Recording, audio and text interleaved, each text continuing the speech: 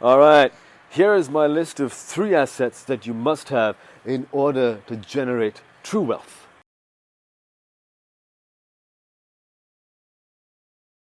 Mentor, voice coach, Khalid Malik here with you. Today I wanted to talk about ownership. In the last month or so, there's been a lot of conversation around me with respect to ownership, and specifically the ownership of property, land, bricks and mortar, etc. And I wanted to bring to light this obsession that we have with ownership. And I want to come at this from a psychological, soulful point of view, not a social perspective.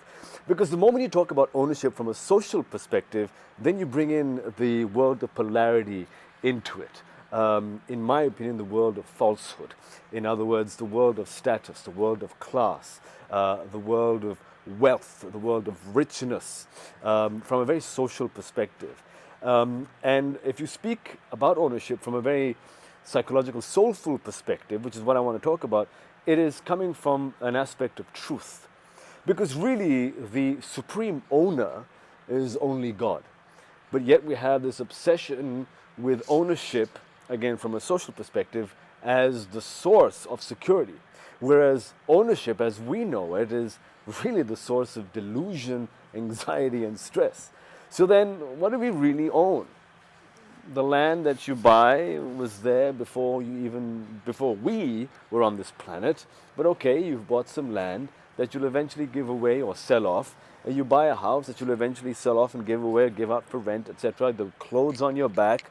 Then Mother Nature has a way of reminding us, in collaboration and in partnership with divine energy, by way of calamity, catastrophe, robbery, floods,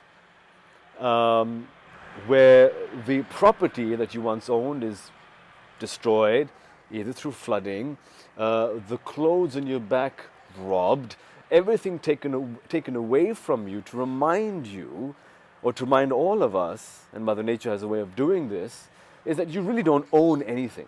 This body that I walk around in, this suit that I walk around in, that I call my body, is not my own either. I will die, and it will become a part of the earth and absorbed by the earth and turn to dust.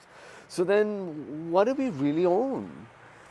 What we consider ownership really is uh, our need for control over things, our need to know that this is mine and this is something that I control. But imagine the release that you'll feel knowing that you really don't own anything. So, Robert Kiyosaki says that an asset is something that puts money in your pocket. So, if you use that sort of definition, then to me, true ownership is that which puts energy into your pockets. So, having said that, what then are the things that you own? And what then are your assets? To me, if you really want to generate true wealth, there are three assets. Number one, your attitude. Number two, your behavior. And number three, your choices. Put nicely in a container called deeds. Even they you'll be accountable for. But if you really want to generate true health, then reassess and examine your attitudes, your choices, and behaviors, and generate true wealth and release this control from a social point of view, societal matrix point of view that you need to own. Now, please don't think what I'm telling you is you shouldn't go out and buy a property or you shouldn't go out and get a nice car. No. What I'm saying is that we need to reassess and re examine this obsession that we have with ownership. Three assets: attitudes, choices, and behaviors generate true wealth.